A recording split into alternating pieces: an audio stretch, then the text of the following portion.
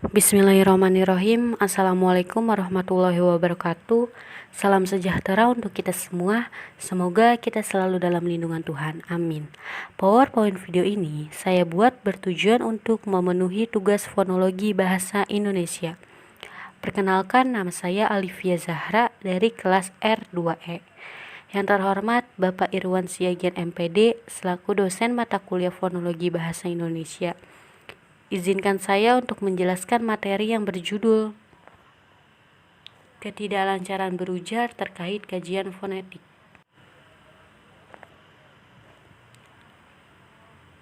Istilah ketidaklancaran berujar menurut Masnur Mujlis 2008 di halaman 10. Istilah ketidaklancaran berujar diterjemahkan dari language disorder atau language disabilities.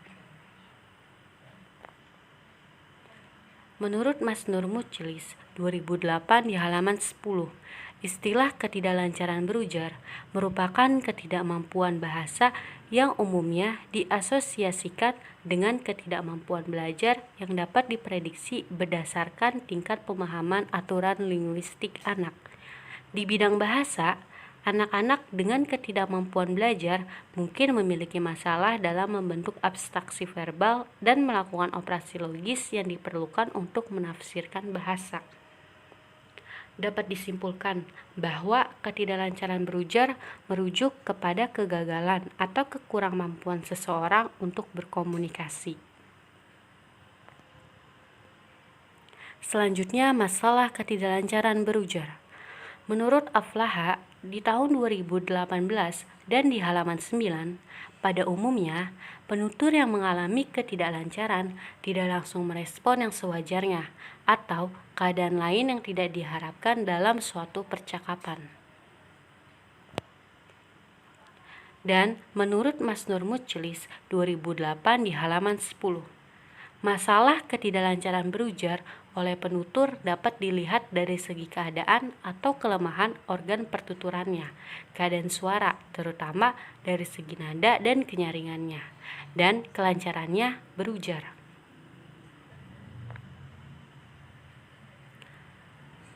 Selanjutnya, sebab-sebab ketidaklancaran.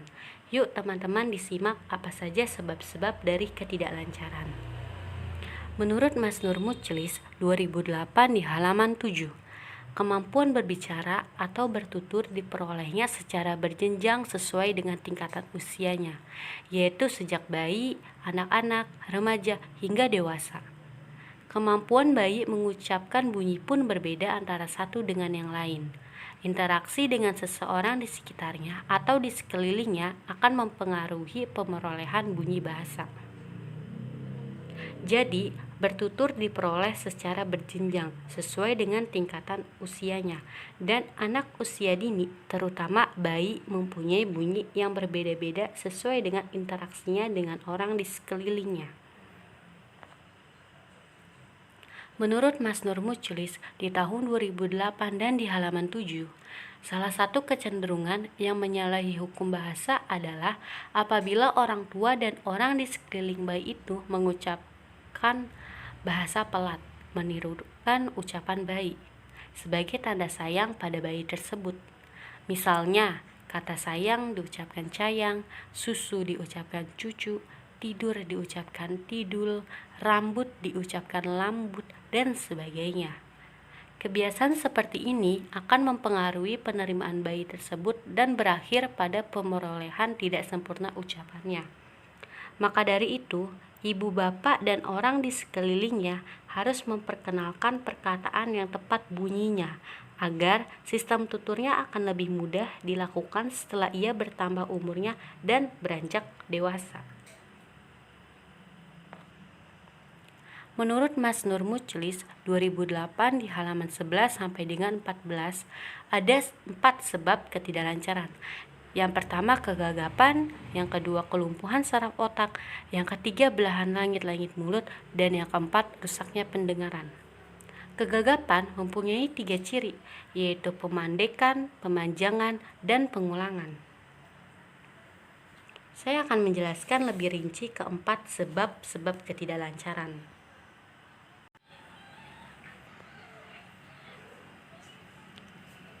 Sebab-sebab ketidaklancaran berujar yang pertama yaitu kegagapan.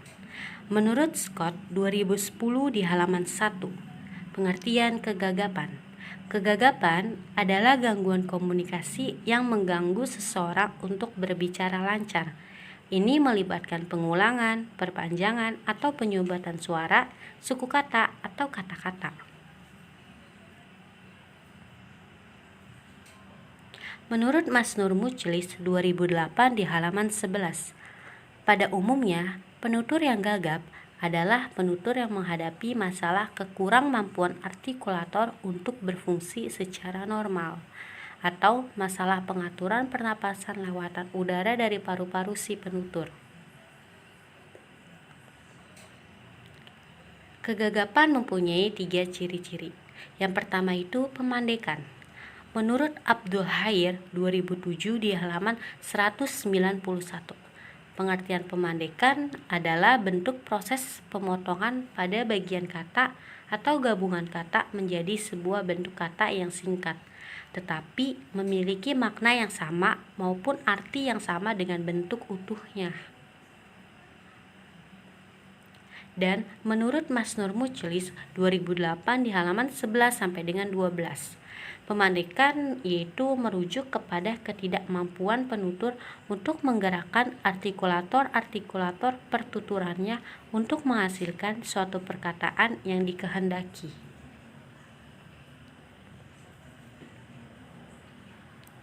Menurut Masnur Mujlis 2008 di halaman 11 sampai dengan 12, ada alat untuk memahami masalah pemandekan yang dihadapi oleh penutur gagap, yaitu dapat dibantu menggunakan alat laryngoskop. Alat laryngoskop merupakan alat yang dilakukan untuk melihat kotak suara, pita suara, dan struktur lain di belakang tenggorokan. Ciri-ciri kegagapan yang kedua yaitu pemanjangan. Menurut Masnur Mujlis 2008 di halaman 11, pengertian pemanjangan yaitu merujuk kepada keadaan memanjangkan bunyi tertentu dalam jangka waktu yang lebih lama dibandingkan dengan jangka waktu normal. Pada umumnya, penutur yang normal akan memanjangkan bunyi suatu bahasa dalam jangka waktu yang singkat dibandingkan dengan penutur yang gagap.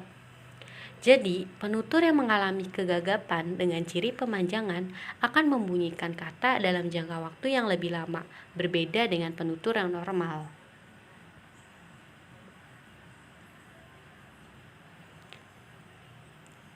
Contoh bunyi penutur mengalami pemanjangan menurut Masnur Mujlis 2008 di halaman 11. Contohnya dalam mengucapkan bunyi N untuk mengejar kata napas. Penutur gagap akan membunyikan dalam jangka waktu yang lebih lama dibanding dengan penutur yang normal. Ciri-ciri kegagapan yang ketiga yaitu pengulangan. Menurut Masnur Mujlis 2008 di halaman 12, pengertian pengulangan yaitu merujuk pada keadaan mengulang secara berturut-turut bunyi-bunyi tertentu dalam suku kata, frasa, atau kalimat.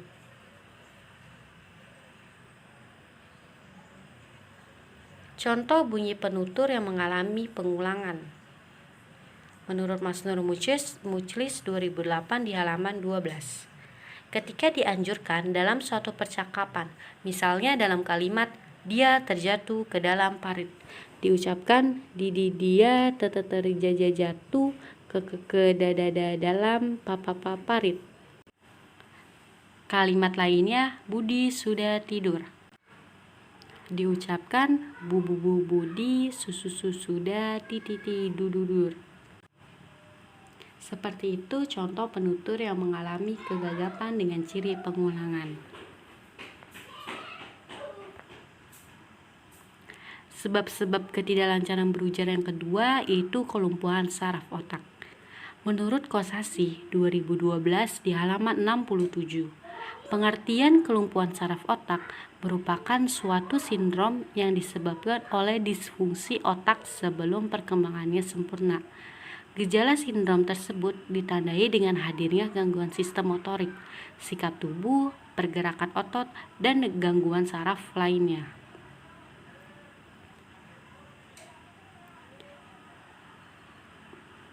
Istilah kelumpuhan saraf otak menurut Masnur Mujlis 2008 di halaman 12 sampai dengan 13.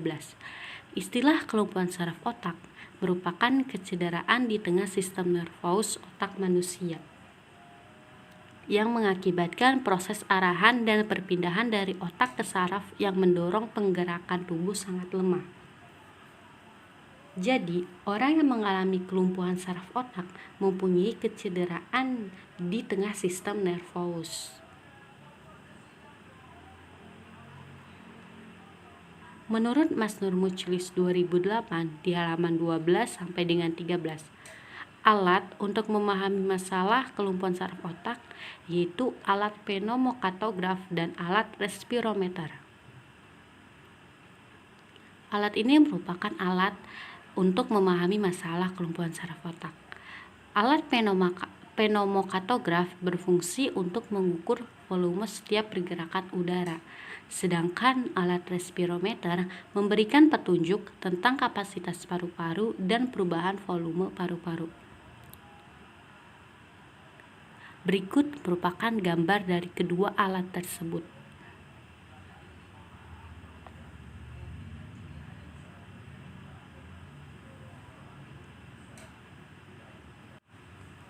Sebab-sebab ketidaklancaran berujar yang ketiga yaitu belahan langit-langit mulut. Menurut Masnur Mujlis 2008 di halaman 13, pengertian belahan langit-langit mulut merujuk pada keadaan terbelahnya langit-langit mulut seorang penutur, atau bisa disebut dengan mulut sumbing. Belahan langit-langit mulut terjadi pada langit-langit keras saja, langit-langit lunak saja, atau bahkan bisa keduanya.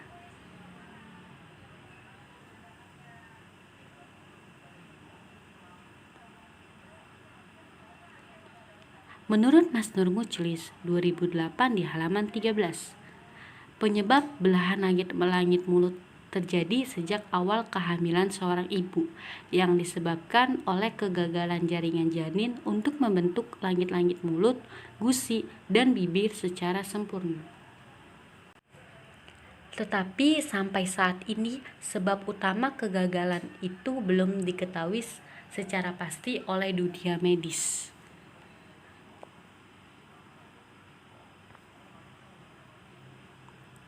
Menurut Masnur Mujlis 2008 di halaman 14, ada cara dalam mengatasi belahan langit-langit mulut. Penutur yang mempunyai belahan langit-langit mulut bisa mencoba memperbaiki kualitas dengan bunyi-bunyi bahasa yang dihasilkan dengan bantuan ahli fonetik, dengan cara mengajarkan penutur yang bersangkutan tentang posisi lidah yang betul pada titik yang dapat menghasilkan bunyi bahasa yang dikehendaki. Sebab-sebab ketidaklancaran berujar yang keempat yaitu rusaknya pendengaran. Masalah dalam penutur yang mengalami rusaknya pendengaran. Menurut Masnur Mujlis 2008 di halaman 14, rusaknya pendengaran mempunyai dua masalah, yaitu kualitas pendengaran yang rendah dan tuli. Penutur yang mempunyai kualitas pendengaran yang rendah berkemungkinan gagal untuk mengenal dengan baik bunyi-bunyi yang berfrekuensi tinggi, misalnya bunyi S dan bunyi F.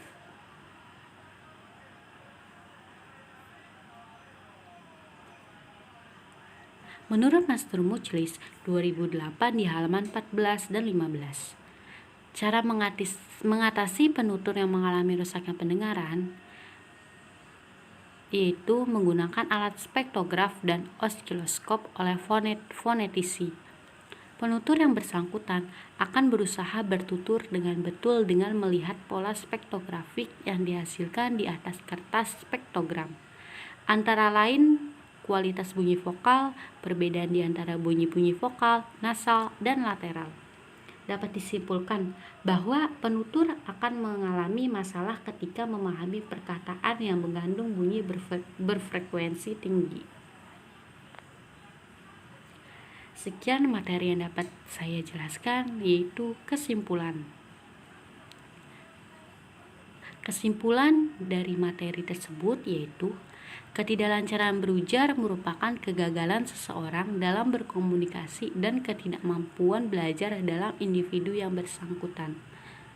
Sebab-sebab ketidaklancaran berujar menurut kajian fonetik terdiri dari 4 sebab, yaitu kegagapan, kelumpuhan saraf otak, belahan langit-langit mulut, dan rusaknya pendengaran. Kegagapan mempunyai 3 ciri, yaitu pemandekan, pemanjangan, dan pengulangan. Keadaan seperti pemandekan, pemanjangan, dan pengulangan mewujudkan masalah pada pembentukan dan kualitas nada, keadaan kelancaran lewatan udara paru-paru, dan kekuatan suara penutur yang bersangkutan.